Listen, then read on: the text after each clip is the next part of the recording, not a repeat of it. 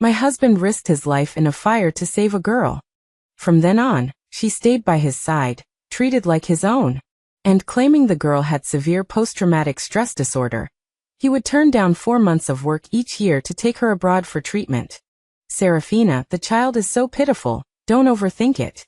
I never doubted him and gradually got used to his 4-month disappearances each year. Until I went to Germany on a business trip and saw a woman who should have died in that fire, holding the girl's hand. Mommy, why does Daddy only let you be with me for 4 months each year? I wish we could be together every day. The woman stroked the girl's head and tightened her grip on my husband's hand beside her. Be good, baby. Mommy and Daddy's situation is special. When you're an adult, Daddy will take Mommy home. Then our family will never be separated again, okay? I pretended I didn't see anything, and quietly arranged everything after I left. Looking at my husband's portrait hanging on the wall, I smiled faintly. Julian, I'm hosting a welcome home party for you. At a cafe on a corner in Berlin, I watched the family of 3 outside the window, and felt my blood freeze instantly. My husband Julian was wiping the cream from the corner of the woman's mouth, his movements gentle, his gaze overflowing with doting affection. The woman's name was Isla. She was his childhood sweetheart, whom I had watched perish in the fire 5 years ago. The little girl next to them innocently looked up, shaking Isla's arm. Mommy, why does Daddy only let you be with me for 4 months each year? I want to be with you and Daddy every day. Isla gently stroked the girl's head and leaned against Julian's shoulder with a wronged expression. Be good, baby. Mommy and Daddy's situation is special. Isla, you've suffered these years. Julian held her close with pity. It's my fault. I can only hide you like this. If I hadn't created that fire to fake your death, the Yu family would never have let you go. It's all my fault that you and our daughter are suffering abroad. Isla shook her head, her eyes reddening. Julian, I'm not suffering. As long as I can be with you, I'll wait as long as it takes.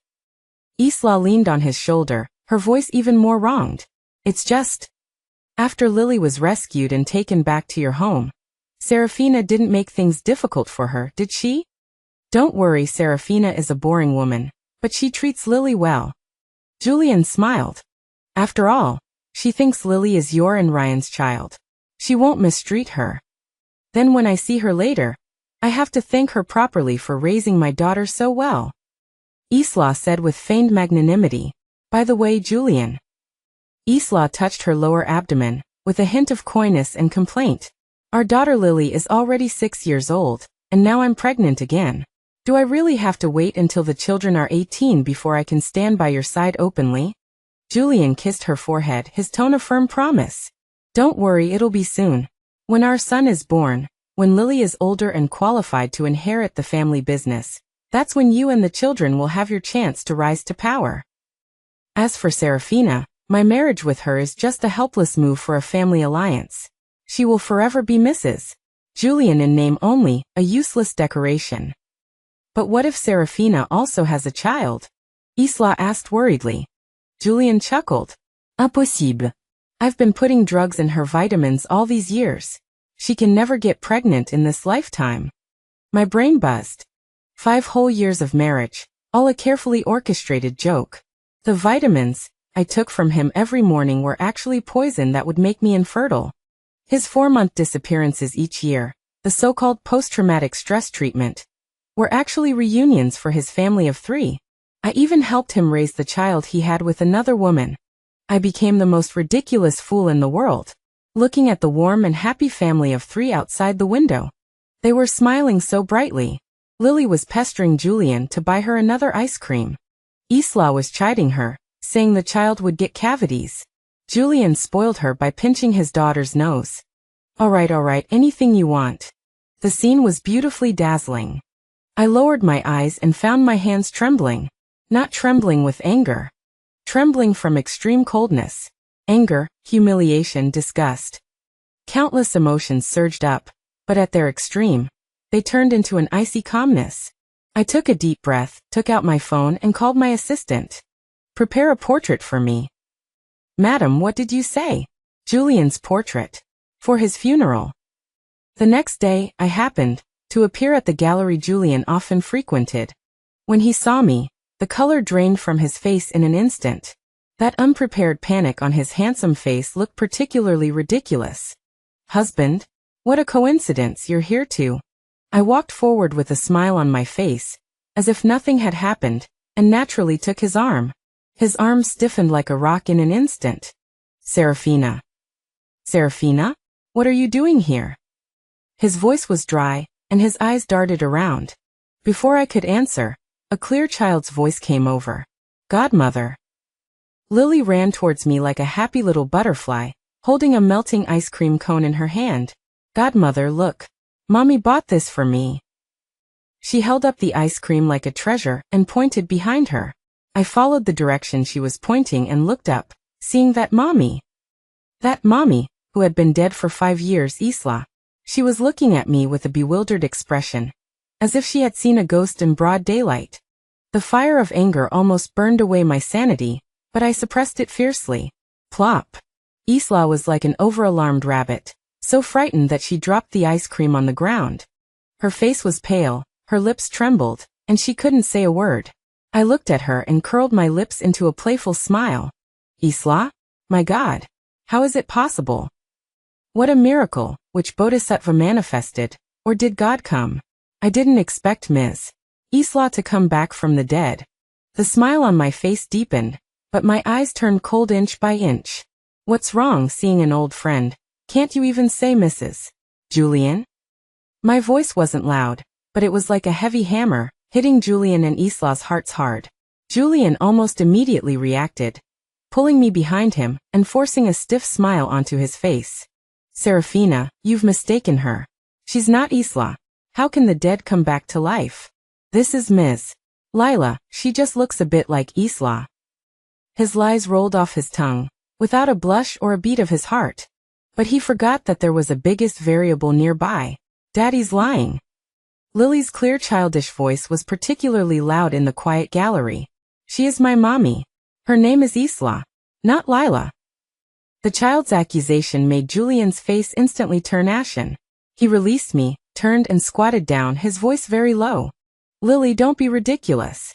Then he stood up, took my hand, his smile strained and ridiculous. Serafina, this is Lila, a psychologist I hired to help Lily with her treatment. The doctor suggested using role-playing to further treat Lily's illness, and I went to great lengths to find someone who looks like Isla to assist me. He turned his head, pretending to gently take my hand, and introduced me to Isla. Lila, this is my wife Serafina, the mistress of the Liu family. Isla also recovered from her initial panic, awkwardly nodded at me, and squeezed out a smile that was more like crying. Mrs. Julian, nice to meet you. I'm just a doctor. I looked at the two of them and smiled. As long as you're not embarrassed, others will be. Julian took this to the extreme. Dr. Lila, please take Lily to the cafe next door. My wife and I have something to discuss. He obviously realized how absurd this encounter was, and he urgently pushed Isla. Isla was relieved, and pulled Lily to leave. Wait. I coldly stopped her. My gaze landed on Isla's fair neck. The platinum necklace, with a uniquely shaped sapphire pendant. Ms. Isla, this necklace is very unique. I let go of Julian's hand and walked to Isla. Can I take a look? Isla subconsciously protected her chest, her eyes darting to Julian in a panic.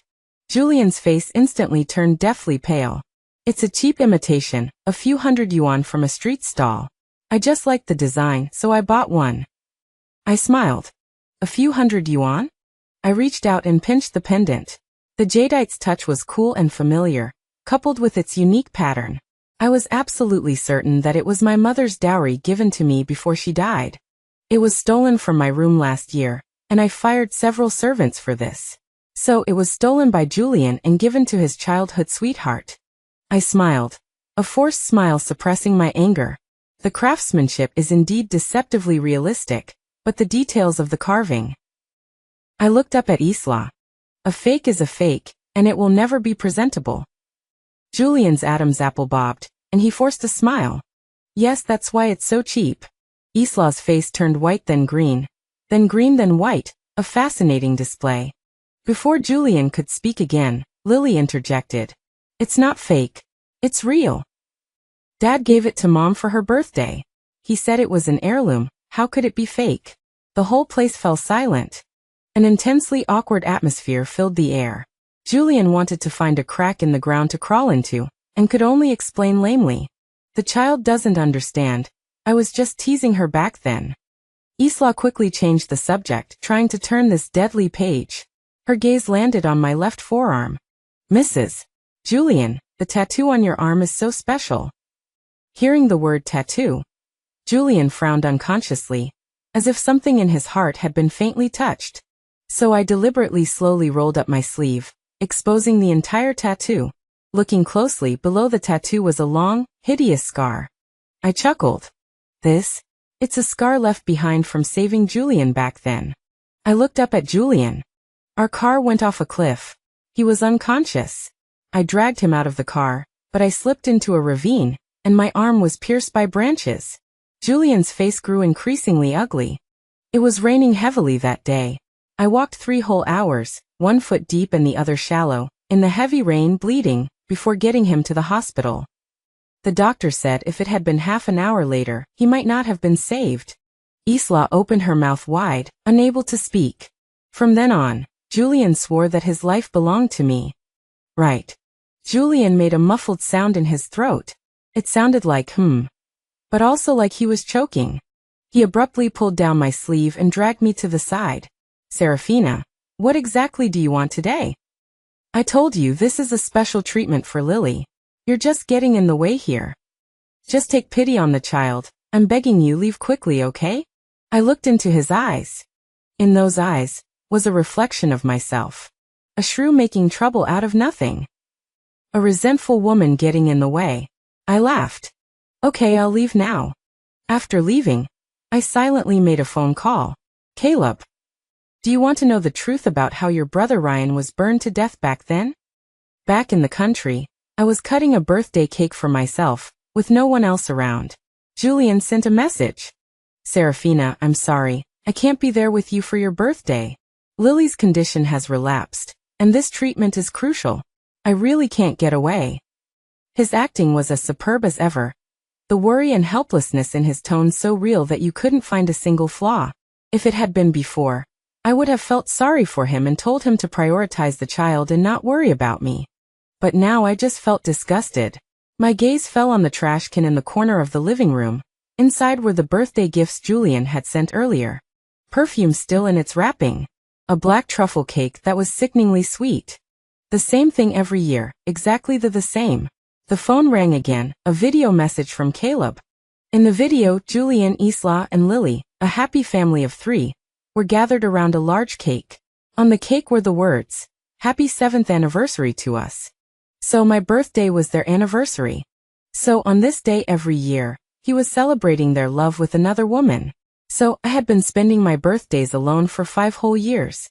I was the laughable other woman.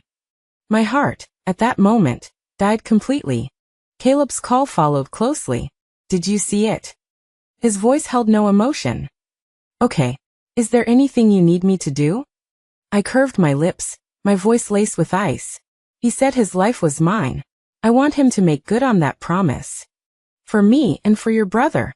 Silence lingered for a few seconds on the other end of the line, followed by a soft chuckle. All right.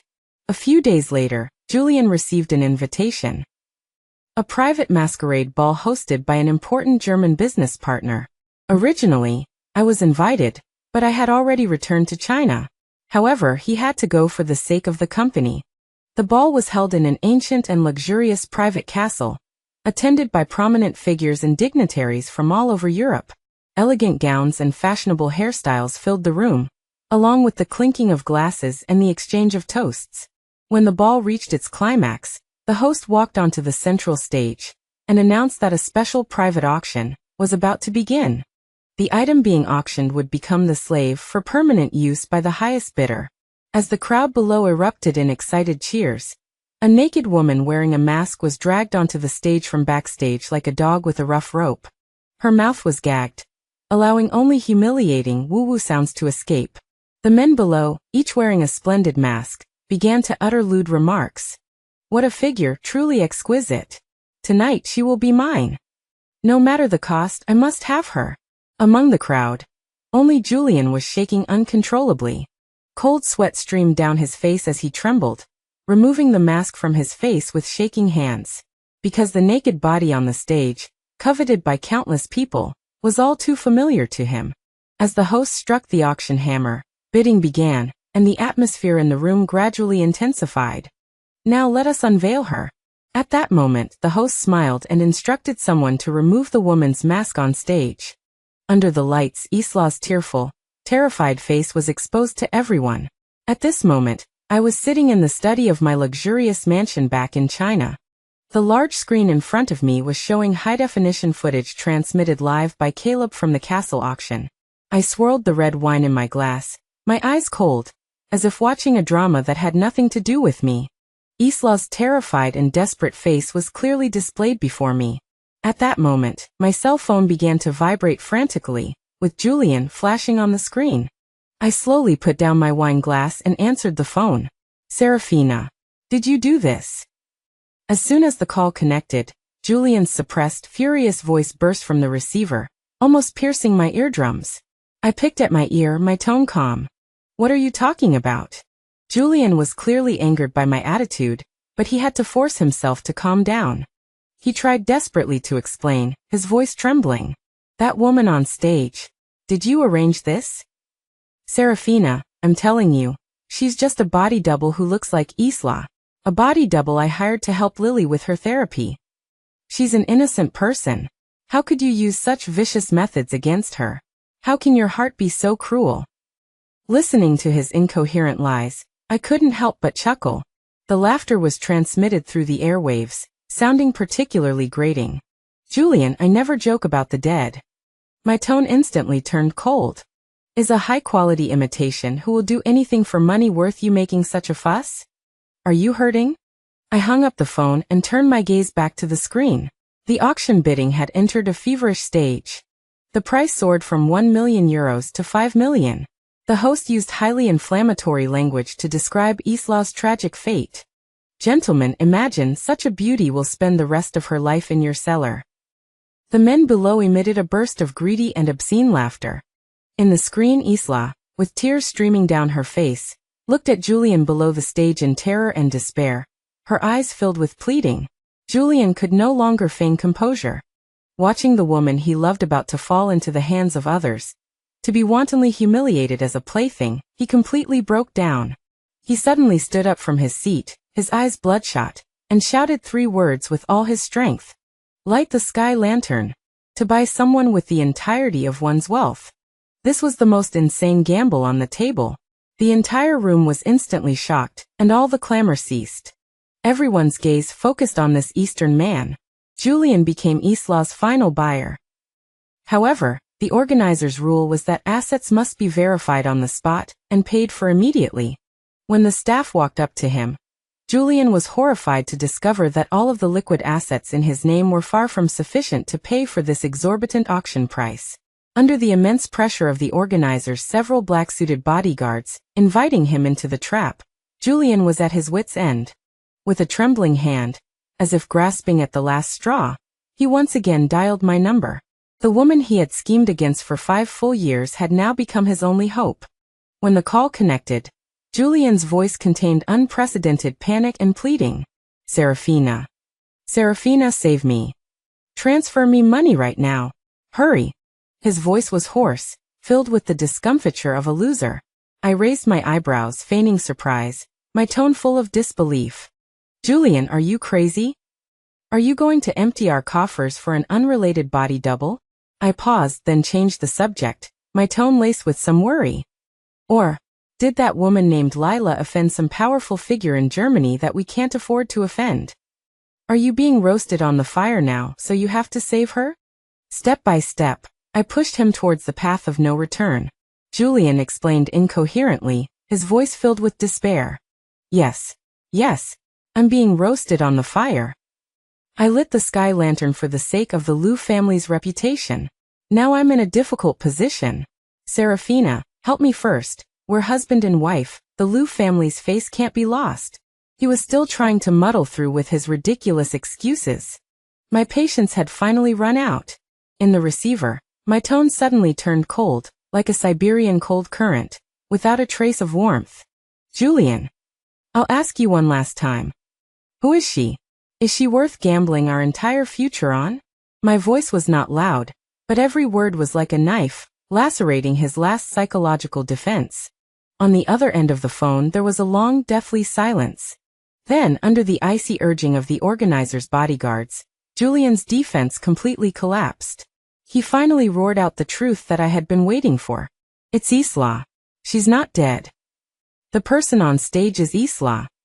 Serafina, I beg you, save her first. I'll go back and explain everything to you. I'll tell you everything. Listening to his desperate cries, the arc of my mouth grew higher and higher. The moment of truth has arrived. I was silent for a moment, as if digesting this earth-shattering news. Then I spoke coldly. Okay, I can give you the money. But I'm not a philanthropist, Julian. I want all the equity in all your companies as collateral. Julian was stunned. He probably didn't expect me to make such harsh demands. Serafina, you have no choice. I interrupted him coldly. Either you and your Isla die together in Germany today, or agree to me. The choice is yours.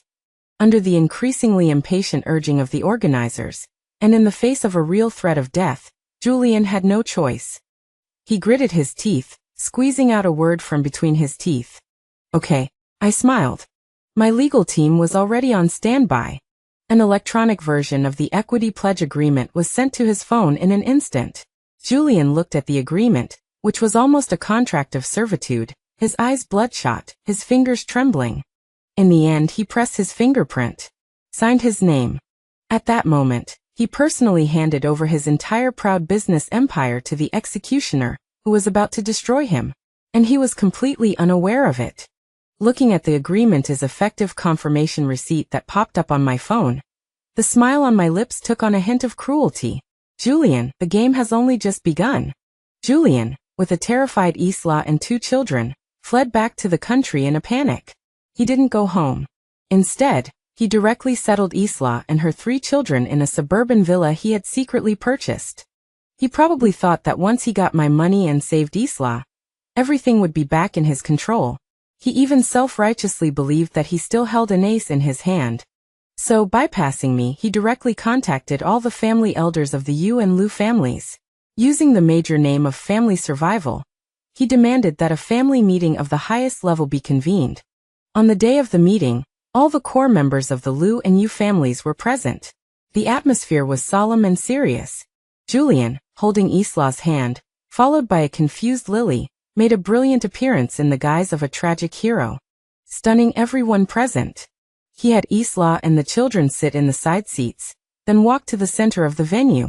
He first bowed deeply, and then in a deeply painful tone publicly revealed the fact that I had not given birth to any children in 5 years. Uncles and elders, I am sorry to everyone, and even more sorry to Serafina. For 5 years Serafina's belly has been quiet. The bloodline of our Lu family, it seems, is about to end with me. He shed tears, lamenting the distress of leaving seeds overseas in order to continue the family bloodline. I deeply love Serafina and never thought of betraying her.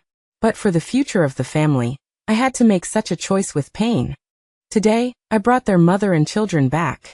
He pointed to Isla and the 2 children, his tone full of meritorious pride. A 6-year-old daughter, and one still in Isla's belly. The doctor said it's a boy. I have preserved the roots for the Lu family. This is my greatest contribution to the family. His performance was nothing short of brilliant. Some older people with traditional ideas were already beginning to waver, whispering to each other. Not having children for 5 years is indeed a problem. Yes, we can't let the Lu family die out. That Isla looks very gentle, and she's given birth to a son and a daughter. She can be considered meritorious. Seeing that public opinion was starting to lean towards him, Julian immediately pressed forward. He looked at me, his eyes filled with false affection and apology. Serafina, I know this is very unfair to you, but please take the big picture into consideration. For the sake of the family, voluntarily give up the position of mistress. Don't worry, I will never treat you badly. All the material enjoyment you want after the divorce, I will satisfy you. But Isla, as a meritorious person, must be accepted by the family, and the children must be officially recognized and recorded in the family tree. He calculated everything clearly. He wanted me to give up my position, let his true love take over, and have me gratefully accept his charity. What a well-played game. Faced with this carefully planned palace coup, I didn't say a word from beginning to end. I just sat quietly in the mistress's seat, my eyes as calm as a pool of stagnant water, letting him, like a clown, perform to his heart's content. Just when Julian thought he had won, waiting for me to collapse, cry, or compromise. The heavy doors of the venue were pushed open from the outside. The second young master of the Gu family, Caleb, dressed in plain mourning clothes, his face cold, holding a black memorial tablet in his hand. He walked in step by step, ignoring the shocked gazes of everyone present, and walked straight to Julian. He placed the memorial tablet heavily on the table with a thump. Then he raised his eyes and looked at Julian coldly. Julian, in front of my brother's spirit tablet, say what you just said again. Caleb's appearance was like a drawn sword, instantly piercing the tragic atmosphere that Julian had created. Julian's face turned white in an instant. Caleb, what are you doing here? The Gu family has always been at odds with our Lu and Yu families, and the marriage between our two families was a last resort agreement made by the elders in order to jointly deal with the Gu group. I ignored the panic of the crowd and slowly stood up from the main seat to appease everyone. Everyone, please don't be excited. I know people from the Gu family shouldn't be here, but today is an exception. Everyone, please take a look at this first. I slammed a document on the conference table with a snap. The first hammer fell. Uncles and elders, this is my detailed physical examination report for the past 5 years. And the ingredient analysis report of the vitamins that Julian personally fed me every morning. My voice was not loud, but it clearly reached everyone's ears. The report clearly points out that this so-called vitamin is a slow-acting poison that causes permanent infertility in women. In other words, the reason why I haven't had children in 5 years is not because I can't give birth, but because my good husband has been poisoning me every day. The room erupted in an uproar.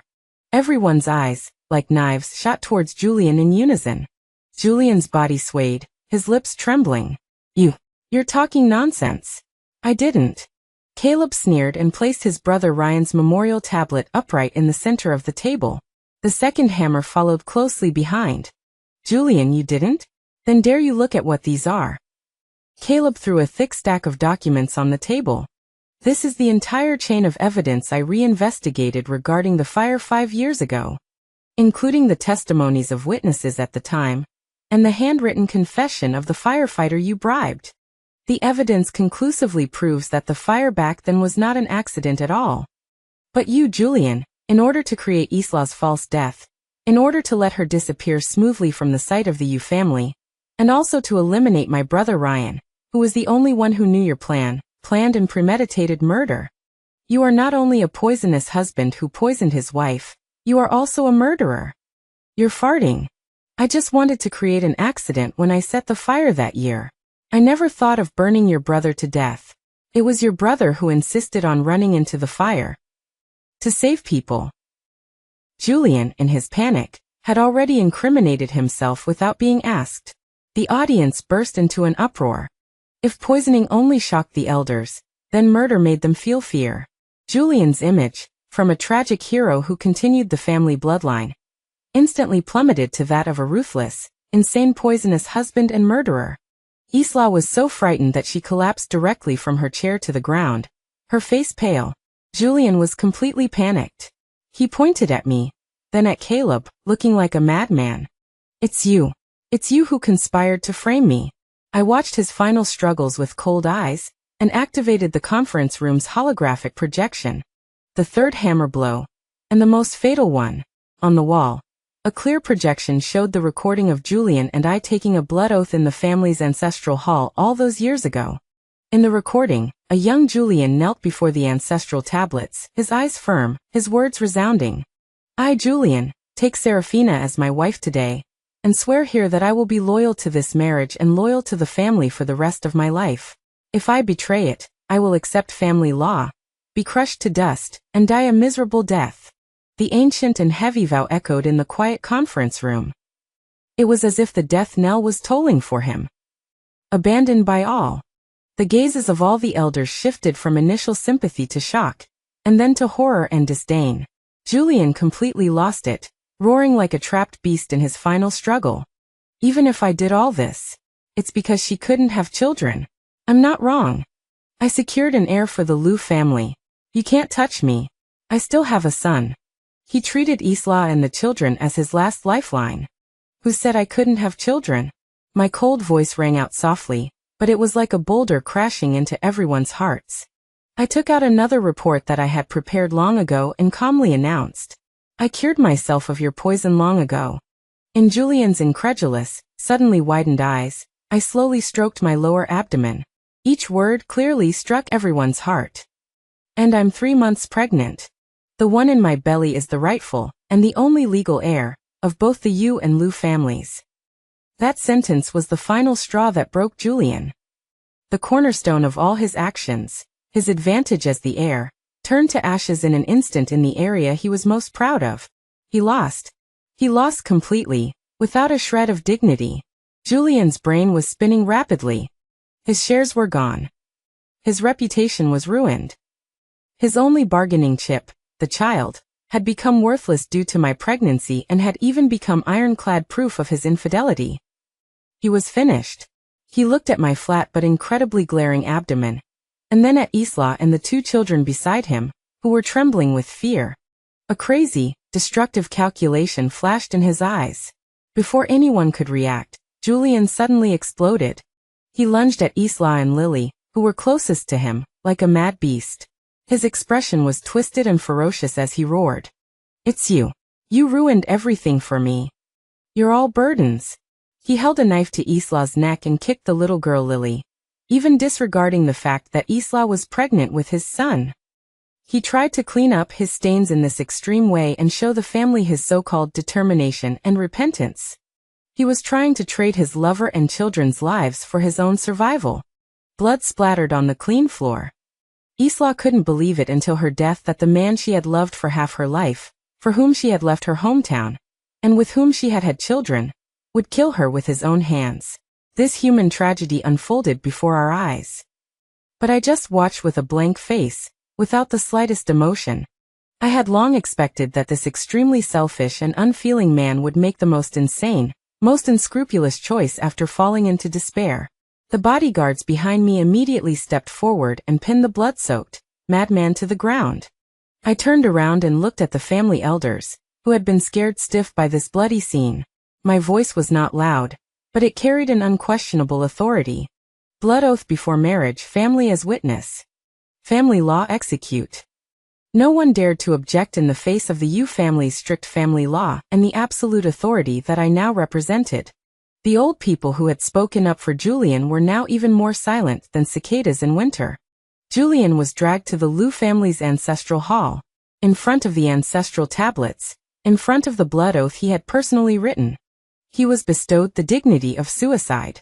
After his death, as his legal wife and only first-in-line heir, coupled with the previous equity pledge agreement, I naturally inherited his entire business empire. A thrilling revenge drama came to a perfect conclusion in the form of retaining the child but not the father. On the day of the funeral, I personally hung the black and white portrait that I had prepared long ago on the wall. In the photo, he smiled gently and elegantly. I held the vast industries of the 2 families in my hands, and in my womb was the only legitimate heir. Caleb walked to my side, breaking the silence. He looked at the portrait on the wall and said softly, "It's all over. Do you regret it?" I didn't turn my head, just stared blankly at that hypocritical smiling face. This is my child, and from the moment he is born he must have a clean world that belongs only to him. Everything I did was not only for myself. It was also to pave a pure and untainted path of ascension for my future child. A few months later, everything had settled. The Liu Group, in my hands, completed an unprecedented deep integration with the Yu family's assets, and a larger business empire was taking shape. I sat in the president's office with my very obvious pregnant belly, dealing with piles of documents. Caleb pushed the door open, holding a glass of warm milk in his hand. He and his goo group are now my most solid business allies. Still busy. He put the milk next to my hand. The doctor said you should rest more. I put down my pen, rubbed my forehead, and took a sip of the milk. There's too much to do. He walked behind me and naturally reached out to massage my tense shoulders. His movements were very gentle, carrying a reassuring force. Don't work too hard, he said softly. The world is already clean. Your child can prepare to be born. I felt the warmth of his fingertips, did not dodge, but instead tilted my head slightly and leaned towards him. Yes. He will never have a father like Julian. Caleb smiled. His hand slid down from my shoulders and rested on my high belly. I just feel bad for my brother's child, Lily. Are you really not going to tell Lily the truth? I think the orphanage is more suitable for her now. I'll tell her about these cruel things in the past when she grows up. In the meantime, I will give her the best living conditions and send her to the best schools. I nodded gently to show my approval. After all, it would be too cruel for a child to witness her mother's tragedy firsthand.